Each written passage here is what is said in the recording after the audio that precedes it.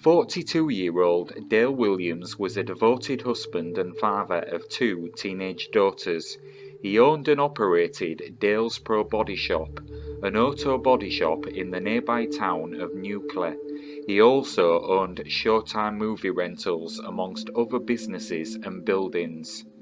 The day of May the 27th, 1999, Dale was working at his business in the Pro Body Shop, where he was a bodyman and worked on cars.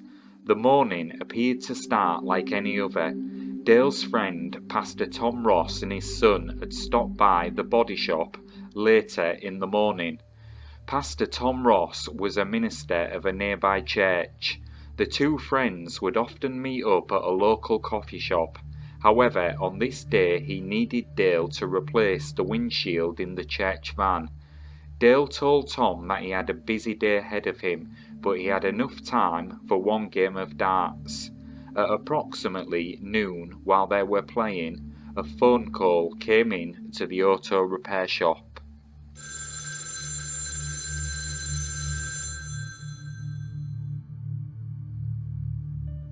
The caller told Dale that they were broken down on a remote stretch of highway about 3/4 of a mile east of a small country store in Bedrock, Colorado.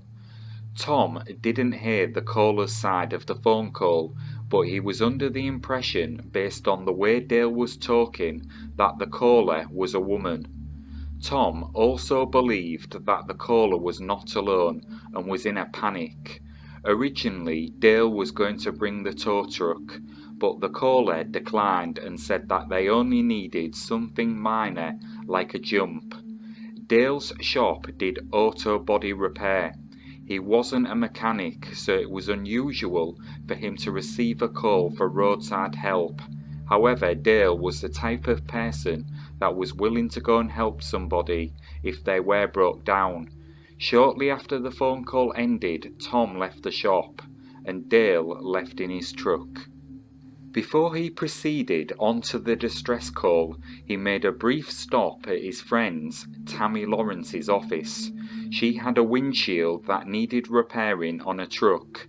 Dale told her he was going to help a stranded motorist and wouldn't be able to get to her vehicle until later. Tammy would later say that she thought it was interesting that he would make a point to do that when he could have just called her. Not long after Dale left to help the stranded motorist, his wife of 23 years, Diana, called the shop to inquire about lunch. Dale didn't answer, and his wife assumed he had stepped out on a job. She tried to phone him later in the day, and again he didn't answer. Diana wasn't too concerned at this point. She thought perhaps he was using some loud tools and didn't hear the phone.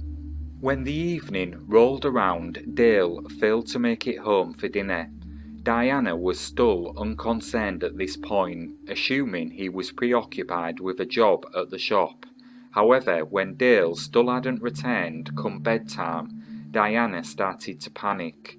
She called the shop a few more times, but again got no answer.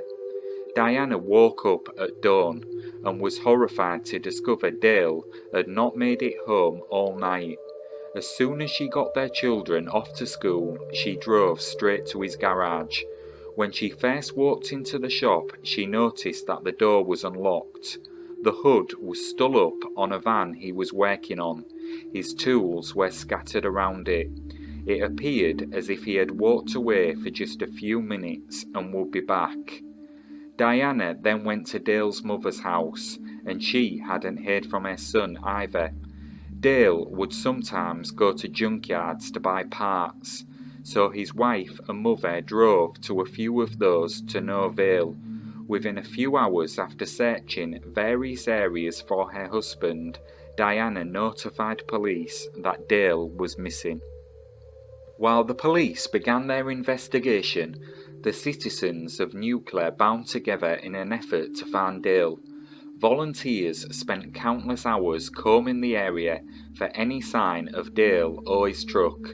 There were even air searches, but no trace of Dale or his truck was found.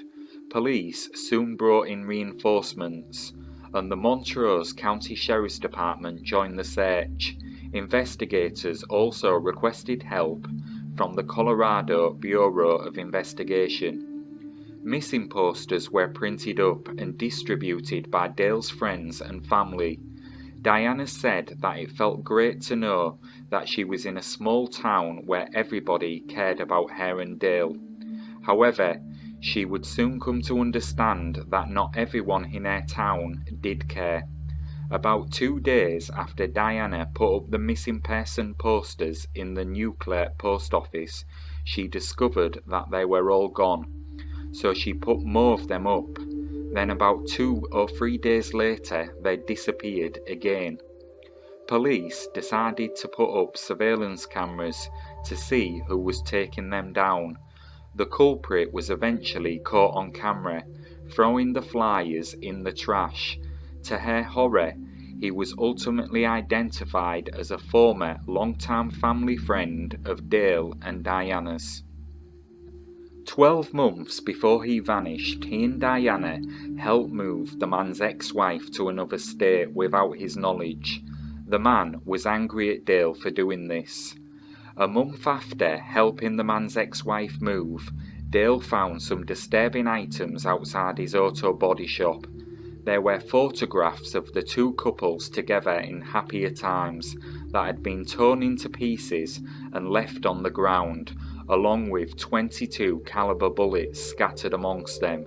Shortly after that, a 22 caliber revolver was found in the return box of the video store that Diana worked at. It was later discovered that the photographs, as well as the gun, were stolen from Dale's shop. Police interviewed Dale's former friend about the burglaries. He denied any involvement in the break-in. Dale's life seemed to return to normal after that, until 11 months later when he disappeared. After hearing of the past problems, police questioned the friend. He denied any involvement in Dale's disappearance. Police said his alibi checked out for the most part. Not much is known about the man. There were reports of Dale being seen shortly after he went on the service call, but it's unclear whether these sightings are credible or people just mistaken about the time frame or what they think they saw. Neighbours claim that they saw Dale's pickup truck back at his shop at 1:30 p.m, shortly after he left for the stranded motorist call. A clerk also claims to have seen him at 6 p.m, the night he went missing, purchasing an item from the Family Market grocery store. Investigators have been unable to confirm either sighting.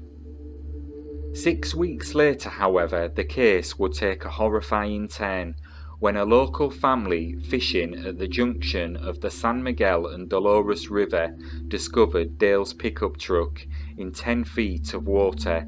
It was about 25 miles from his body shop. The truck's ignition was turned on and the vehicle was in low gear. The highway ran parallel to the river. The angle between the highway and the river was extremely sharp.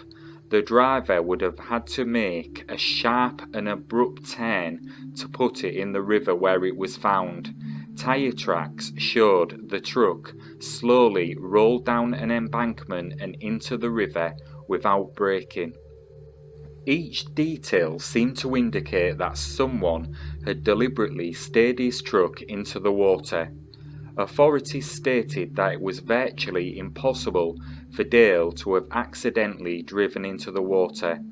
Once Diana viewed photographs of Dale's truck, she was certain someone other than him last drove it. She took particular note of the partially open driver's side window. According to her, he usually drove with the driver's window all the way down, but never halfway. It was always down or up. Dive teams searched the rivers but found no other trace of Dale. Several abandoned mines nearby were also searched, however nothing was found.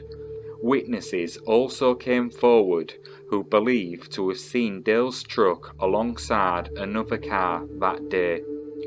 Police have been unable to locate the person who phoned Dale that day or the car whom Dale's truck was seen next to, but after further investigation they do know the cell phone that was used to call Dale for help that day was a stolen one, and therefore could not be traced.